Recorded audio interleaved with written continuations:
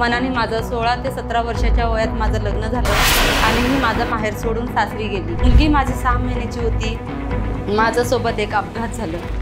माशी जशी तडफडते तसं माझं जीवन तडफडायला लागलं। तेव्हा मला कळालं की माझी आई पण माझ्याशी फार मला लांब करण्याची प्रयत्न करते। नवरा एवढा व्यसनी झाला की नवरा कधी कधी 8-8 दिवस मला सोडून जायचं। कुठे राहत होता, काय करत होता ह्याची खात्री नव्हती। माझी आईने मग मला दुधाच्या गिलासात ते औषध टाकून दिलं।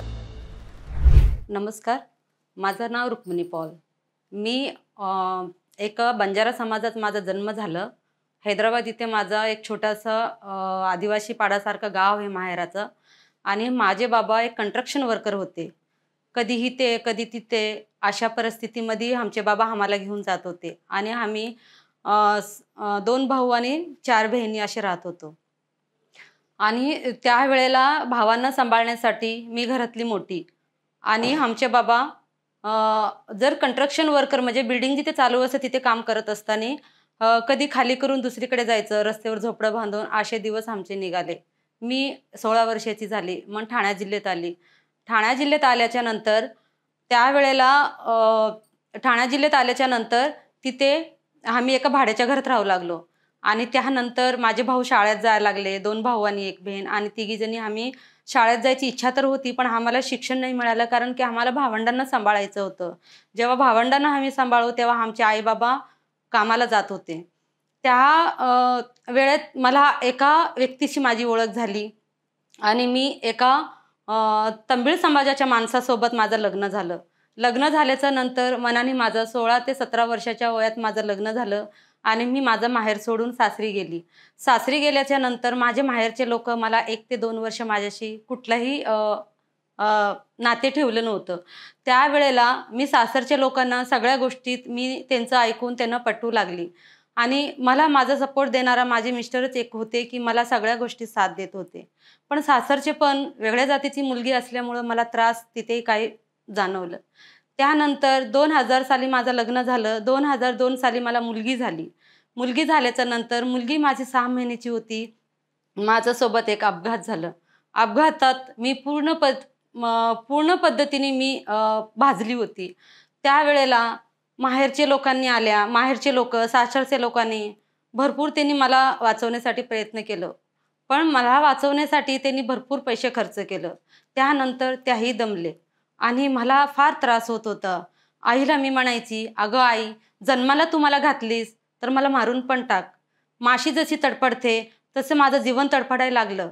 जशी पहाटे मी उठते, तुम्ही बादली भरून पाणी आणतात मला अंघोळी घालण्यासाठी, त्यावेळेला माझ्या अंगावर पट्टी लावलेले असतात आणि पाणी टाकलं मला फार झोंबतो आणि मी परत माझा जन्म दुसरा होतोय असं मला वाटते। तू मला मारून टाक किंवा मला ह्या जगात नाही राहायचंय। जसं तू जन्माला आणलीस तसं मला ह्या जगातून मला घालवून दे गं, मला लई त्रास सहन होत नाहीये।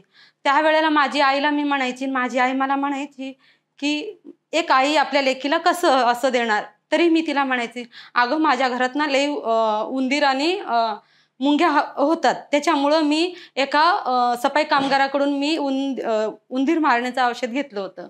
मी बांबूचं ह्या ठिकाणी ठेवले, तू मला ते दुधात टाकून दे, कारण मला हाताने करायला होत नाही आणि मला उठायला होत नाही। आतुरण्यात मी झोपून राहत असताना अंगातलं पाणी एकदम पांढरं पाणी असं निघायचं अंगातून।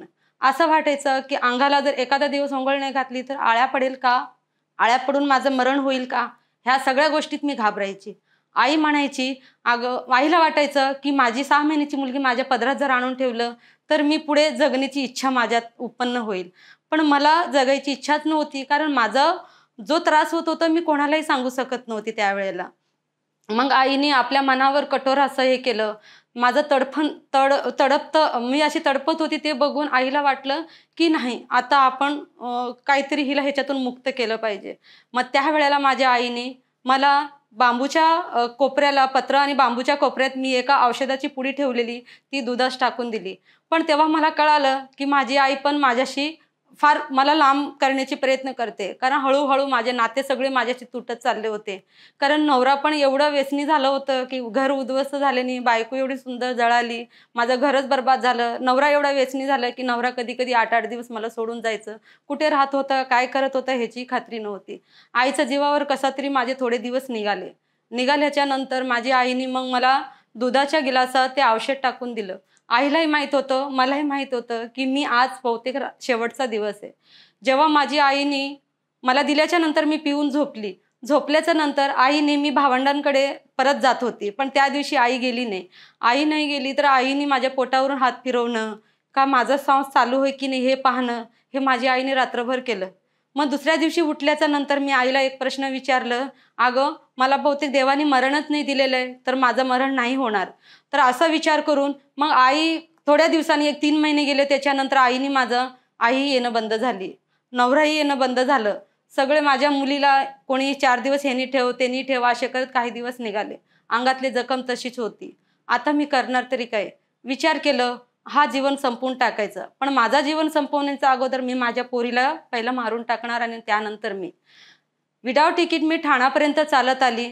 चालत आल्याच्या नंतर तिथून मी एक ट्रेनमध्ये बसली. ट्रेनमध्ये बसल्याच्या नंतर कुठेही निघून जायचं असं एक विचार केलं.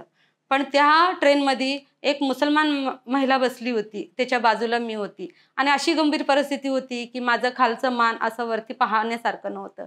माझं उजवा हात चिपकलेला असं पूर्ण असं होतं की मी माझ्या हाताने जेवू शकत नव्हती. केस विचारू शकत नव्हती किंवा मी माझ्या मुलीला माझ्या हाताने माझ्या कांक्यात घेऊ शकत नव्हती. माझा लेफ्ट साईडचा हात मला काम करत होता. त्या हाताने माझ्या मुलीला कशातरी जाऊ दोघीजणी, जीव देऊ दोघीजणी अशा विचाराने मी घरातून बाहेर पडले. पण जेव्हा मला त्या मुस्लिम महिलांची जेव्हा माझी भेट झाली, तेव्हा त्या म्हणाल्या, "तुम्ही जे हॉस्पिटलला जा, तिथे तुमचं ट्रीटमेंट झालं तर तुम्ही चांगले होऊ शकतात." अशा त्यांच्याकडून मला जो व्यक्ती मला जे सांगेल चांगलं होण्यासाठी मी त्यांचं ऐकत होते त्यावेळेला. मग तसंच मी सेंट हाऊस रोडला उतरली आणि उतरल्याच्या नंतर लोकांना विचारलं, "इथे हॉस्पिटल किती लांब आहे?" मग लोकं म्हणाले, की "इथे जवळच आहे." मी गेली, पण मला केस पेपर काढण्यासाठी ₹10 माझ्याकडे नव्हते. 11 वाजून गेले. 12 वाजेपर्यंत केस पेपर चालू असत असं मला कळालं. त्यावेळेला माझ्याही पोरीला भूक लागली होती आणि मी घरातून उपाशी निघालेली. अंगावर कपडे नाही घालायचे. एक बुरका सिस्टम मी घालत होती, की एक ओढणी किंवा कॉटनचा कपडा मी डोक्यापासून तोंडापर्यंत बांधून घेत होती. 2 डोळे दिसत होते. खालच्या भागात मी एक पेटीकोट घालत होती. अशा परिस्थितीमध्ये मी तिथपर्यंत गेली. गेल्याच्या नंतर अशा काही दुकानांमध्ये मी भीक मागितलं त्यावेळेला. भीक मागून ₹80 असं जमवलं. ₹80 असं जमवल्याच्या नंतर मी केस पेपर काढलं. पोरीला 1 ग्लास दूध घेऊन दिलं आणि तशाच पद्धतीने एक मी वडापाव घेतलं आणि त्यावेळेला एक सोमशेखर डॉक्टरच्या नावाने एक माणूस मला भेटलं. डॉक्टर होते, पण त्यावेळेला त्या डॉक्टरला ना मी देवाचं रूप देईल, कारण त्यांनी मला माझं ट्रीटमेंट केलं आणि मला व्यवस्थित समजवलं. समजवल्याच्या नंतर त्यांनी असंही सांगितलं, की तुमचं कॉस्मेटिक सीझर करावं लागेल. तुमच्या मांडीतलाच कातडी काढून तुम्हाला हाताला मानेला लावावं लागेल. अशा पद्धतीने मला डॉक्टरांनी समजवलं. डॉक्टरांनी समजवल्याच्या नंतर मी ऐकलं त्यांचं. मग काही पैसे माझ्याकडे उरले. मग तेव्हा मला एक चटक लागली, मी आणखीन काही दुकानं भीक मागेल. मी काही दुकानं परत भीक मागण्याचे प्रयत्न केलं आणि मग मी घरी गेली. घरी गेली त्याच दिवशी मला माझा नवरा एका ब्रिजखाली बसलेला दिसलं. मला ते विचारतात, "कुठे गेली होती?" तर मी विचारलं, "मी माझा पोट भरण्याचा प्रयत्न करते. तुम्ही तर माझ्या ह्या त्रासाला बघून तुम्ही सोडून पळताय. पण तुम्ही जर माझ्या जागेवर राहिलं असतं तर बहुतेक मी आपलं स्वतःचं अंग विकलं असतं, मी तुम्हाला पोसलं असतं." असं उत्तर मी नवऱ्याला दिलं आणि त्यानंतर मी माझ्या घरी गेली. घरी गेल्याच्या नंतर मी अशीच एक टेबलावर बसून विचार करत बसली, की मला खर्च पुढे लागणारं कोण देईल? आई-बाबांना सांगितलं, सासरच्या लोकांना सांगितलं, काही नगरसेवकाच्या पायरी ऑफिसपर्यंत गेली, त्यांच्यापर्यंत रिक्वेस्ट केलं, काही कुठूनही झालं नाही. त्यावेळेला एका व्यक्तीने मला सांगितलं, की "कोळी लोकं आयुष्यात कुठलाही बिझनेस करून जगताय, तर तुम्हीही करू शकता. तुम्हाला पैशाची गरज आहे, तर तुम्ही एक 5-6 महिने तुम्ही दारू विकण्याचा धंदा करा. स्वतःचं तर घर आहे." मग त्यावेळेला एका भागूबाईच्या नावाच्या बाईकडून मी 5 लिटर माल घेतलं आणि त्याला मी 10 लिटर म्हणून बनवलं. 10 लिटर तयार केल्याच्या नंतर मग तो मी एक 3 महिना माल 2 नंबरचा धंदा करू लागले. म्हणजे मी दारू विकू लागली. दारू विकू लागल्याच्या नंतर मला 9,000 पर्यंत जमलं. पण मला कायमस्वरूपी तो बिझनेस करायचा नव्हतं. कारण माझं घर उद्ध्वस्त झालं, माझा नवरा माझ्यापासून दूर झालं. मग त्यापुढे मग जर मी इतर महिलांच्या नवऱ्यांना जर मी असा उद्योग करून तर मग जर मी पाप ओढून घेतलं, तर आयुष्यात मी इथे ह्या जगावर नाही तर स्वर्गात जेव्हा जाईल किंवा माझं मरण होईल, तर मी इतरांना काय उत्तर देईल? असा विचाराने ₹9,000 जमल्याच्या नंतर तिथेच बंद केलं. एका महिलेला ₹3,000 दिलं. माझ्या मुलीला देऊन मी जे हॉस्पिटलला निघून गेली. सगळे डिटेलमध्ये मला सांगता येणार नाही. कुठल्या साली, कुठल्या महिन्यात ह्या सगळे सांगता येणार नाही. कारण मला फार वेळ कमी असल्यामुळं मला लवकर माझे मत मांडायचे. म्हणून मग त्या मुलीला मी तिथे ठेवून जे हॉस्पिटलला आले. जे जे हॉस्पिटलला आल्याच्या नंतर तिथे मी 15 दिवस ॲडमिट होती. 15 दिवस ॲडमिट होती. माझा ऑपरेशनला वेळ दिलं. वेळ दिल्याच्या नंतर मला 2 वाजताचा वेळ दिलेला. शेवटी 5 वाजेपर्यंत माझा नंबर आला नव्हता. डॉक्टरांचं म्हणणं असं होतं, की तुमचं मानाचं ऑपरेशन आहे. तुमचा आवाज जाऊ शकतोय किंवा तुम्हाला दुसरं काही अपघात होऊ शकतोय. तुमच्या घरच्या लोकांना बोलवा आणि तिथे सही करून आम्हाला द्यायला सांगा. तुमचं ऑपरेशन थिएटरमध्ये आम्ही घेऊ. त्यावेळेला मी डॉक्टरांना म्हणली, माझी 6 महिन्याची मुलगी तुम्हाला हे विचारायला नाही येणार, माझी मम्मी मेली तुमच्यामुळं किंवा तुमच्यावर केस करण्यासाठी नाही येणार, तर प्लीज मी तुम्हाला हात जोडते. मी इथपर्यंत आले तर मला माघारी पाठवताय, तर मला माघारी पाठवण्यापर्यंत माझं मानाचं ऑपरेशन करा. मी माझ्या मुलीसाठी जगण्याची मला इच्छा आहे, तर मला प्रयत्न करा की माझं ऑपरेशन होईल. अशा पद्धतीने जेव्हा मी डॉक्टरांशी माझं बोलणं झालं, त्या दिवशी माझं ऑपरेशन कॅन्सल झालं. दुसऱ्या दिवशी मोठे दुसरे डॉक्टर आले, त्यांच्याकडे रिक्वेस्ट केली. मग त्यांच्या माध्यमातून माझं ऑपरेशन सक्सेस झालं. ऑपरेशन झाल्याच्या नंतर 10 दिवस बेडवरून उठायचं नसतो, कारण की आपला मांडीचं कातडं काढून गळ्याला लावलेलं असतं. हललं किंवा उठलं तर ती कातडी आपोआप निघून जाते, अशा डॉक्टरांनी सांगितलं. मग मला लघवी येईल किंवा बाथरूम येईल किंवा मला काही प्रॉब्लेम होईल किंवा मला उठून मला बाथरूमपर्यंत जाता येत नाहीये किंवा मला कुठलंही भांडं माझ्यापर्यंत कोणी आणून देऊ शकत नाहीये, तर त्यावेळेला मी काय करणार? म्हणून मी 10 दिवस काही खाण्याचे प्रयत्न केलं नाही. माझ्या बाजूला एका महिलांना मी सांगितलं, जे माझ्या बाजूच्या बेडवरती एक महिला होती, तिची मुलगीचा प्रॉब्लेम झालेला, ती तिथे होती.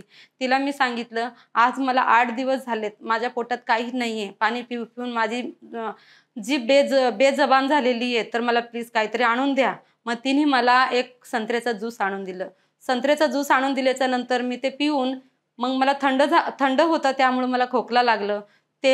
खोकला लागलं म्हणून माझे इकडचे कातडे निघू लागले. तेव्हा मला भीती वाटली की माझं परत काहीतरी होईल का, असा विचाराने मी जागेवरून 2 दिवस उठली नाही. मग त्यानंतर डॉक्टर आले आणि त्यांनी सांगितलं, आता तुम्ही उठू शकता, चालू शकता. आणि मी व्यवस्थित तिथे झाल्याच्या नंतर मी 17व्या दिवशी माझ्या घरी गेली. माझ्या घरी गेल्याच्या नंतर मग लोकांना वाटलं मी 15 दिवस नव्हती, 17 दिवस तरी नव्हती. त्यावेळेला त्यांना असं वाटलं की मी पोरीला सोडून कुठेतरी निघून गेली किंवा कुठेतरी जीव दिलं, कारण माझा लापता झाली होती मी अचानक. त्याच्यामुळे घरी गेल्याच्या नंतर सगळे तोंडाला पट्टी होती, मानेला पट्टी होती, तर सगळे लोकांनी म्हणलं, हे काय असं, कुठे गेली होती काय? म्हणजे लोकांना मी क्लॅरिटी नाही देत गेली. मग मी माझ्या घरी गेली. तेव्हा मला असं वाटलं की ह्याच्यानंतर माझ्या हाताचं ऑपरेशनसाठी पण मला गरज आहे, पण मी हाताची काळजी न घेता मग विचार केला की आता काहीतरी होईल. मग मला पट्टा 1 वर्ष लावण्यासाठी सांगितलं. मी एक वर्ष पट्टा लावून मी उद्योग काय करणार? पण मला आईने कधी डबा दे, भाऊ कधी डबा आणून दे, बहिणीने कधी डबा दे, अशा पद्धतीने माझं जीवन थोडं चाललं. मग माझा नवरा एवढा व्यसनी झाला होता, तर मला वाटलं की आता नवरा काही माझ्यासोबत राहणार नाही, मला माझा पाऊल उचलावं लागेल. त्यावेळेला मला 7 ते 8 महिने होत आलं. त्यावेळेला असं कळालं की मी जेव्हा भाजली होती सुरुवातीच्या महिन्यात, माझं घर माझ्या नवऱ्याने 30,000त विकलं गेलं होतं. हे मला माहीत नव्हतं. ज्या बाईला विकलेलं ती बाई येऊन मला सांगते की हा घर मला विकले गेलेलं आहे, ह्याच्या पुढे भाडा देते का खाली करते? मग विचार केलं, आता कसं होणार? मग तिला मी अशी बोलली, मला 1 वर्षाचा वेळ द्या, मी काही ना काहीतरी मार्ग काढते. मग जेव्हा मला 2 ते 2.5 महिने झाले, त्यावेळेला माझं मानाचं ऑपरेशन झालं. त्यानंतर मी हाताचा ऑपरेशनसाठी ॲडमिट झाली. माझं हाताचंही ऑपरेशन क्लिअर झालं. मग नंतर विचार केलं, मला ठाणा जिल्हा सोडायचं आहे. मी नवी मुंबईत माझे एक नातेवाईक जाऊ म्हणून राहत होती, त्यांच्याकडे गेली. त्यांच्या आश्रयाने मी तिथपर्यंत गेली. तिथे गेल्याच्या नंतर मग काम काय करायचं, रोजगार कसं काय? मग तिथे काही महिला कचरा वेचत होत्या. 2006 ह्या साली मी नवी मुंबईत गेली. नवी मुंबईत तिथे कचरा वेचण्याचा उद्योग केलं. कचरा वेचत असताना तिथे मला ह्या गोष्टी माहीत नव्हते की कचऱ्यातून कुठला कचरा आपण विकल्या जाऊ, कुठला कचरा आपण घेता येईल किंवा कुठल्या कचऱ्याचं वर्गीकरण करू शकतो किंवा कुठल्या कचऱ्याची मला माहीत नसल्यामुळं एक लक्ष्मी कसबे नावाची बाई मला भेटली. त्यांच्यासोबत मी जेव्हा जात होती तेव्हा त्या मला म्हणत होत्या, त्यांच्या हातात आकडी, ते जसे झोळा घेतला तसा झोळा घेऊन त्यांच्या मागे मागे मी निघाल्याच्या नंतर कुंडीतला अर्धा कचरा ती घ्यायची आणि अर्धा कचरा मला द्यायची. कुंडीतला अर्धा कचरा ती घ्यायची, अर्धा कचरा मला द्यायची. अशा पद्धतीने माझं पुढचं जीवन चालू झालं. तेव्हाही मी विचार केला, आयुष्यात मी कचरा वेचलेले नाही आहेत, पण मी आता माझा हा जीवन नाही आहे. तिथूनही विचार करून मी वर्षभर कचरा वेचण्याचं काम केलं आणि काही सोसायटींमधून कचरा काढून उद्योग कसा करता येईल असा मी विचार केला. मग काही सोसायट्या मी घेतल्या काही सोसायट्यांमध्ये अवेअरनेस केलं की मला कामाची गरज आहे, मला कामं द्या. जेव्हा मी कामं मिळवायला लागली, कामं मिळवून मला दुपारी सकाळी 7 वाजल्यापासून दुपारी 1 वाजेपर्यंत 14,000चे असे काम मिळाले. तेव्हा मला कुठेतरी वाटलं की मी आता आपल्या जीवनाचं कुठेतरी चांगलं पाया रचू शकते. पण त्यावेळेला काम करत असताना, कचरा वेचत असताना त्या ज्या महिला होत्या, त्या महिला श्रीमुक्ती संघटनेत एक बचत गटाच्या माध्यमातून एका संस्थेला त्या जॉईंट होत्या. त्यावेळेला मी त्यांच्यासोबत जाऊन मी पण परिसर सखी विकास संस्था ह्या एक संस्थेत माझं पण मी पण एका बचत गटात, एकता बचत गटात माझं हे झालं, म्हणजे सभासद झाली एकता बचत गटाची. त्यावेळेला काही महिलांना गोळा करून आम्ही एक बचत गट तयार केलं आणि त्याच्यातून आम्हाला मार्गदर्शन मिळालं की तुम्ही तुमची शेविंग किंवा तुम्ही तुमचं बचत कसे करू शकतात. ह्या पद्धतीने जेव्हा पुढे मी करत गेली तर करता करता मला असं वाटलं की आयुष्यात मी माझा जो जीवन होता, माझा जो काळ होता, जे मला लोक माझे हात सोडून दिले होते, लोक मला ओळखत नव्हते, माझ्या बाजूला जेव्हा उभे राहत होते त्यावेळेला एक भूत म्हणून मला टॅग देत होते, मला घाबरून पळत होते. पण तो दिवस मी आयुष्यात नाही विसरणार आहे. कारण त्यावेळेला मी एकच विचार करत होते की माझ्या मुलीला मला कसं पुढे आणायचं आहे, किंवा मी स्वतः माझं जीवन मी कसं पुढे मला नेता येईल अशा पद्धतीने. ज्या वेळेला कधी कधी माझा नवरा पण मला किती वेळ तरी बोलला असेल, भूतासारखी दिसते, डायनसारखी दिसते, पण ह्या सगळ्या गोष्टीला मी ऐकून पुढे जाण्याचा प्रयत्न केलं. पण एका संस्थेची माझी ओळख झाली. आज मी नाही म्हणलं तर 1000 कचरा वेचक महिलांची प्रतिनिधित्व करते आणि मी त्यांच्यासोबत काम करते.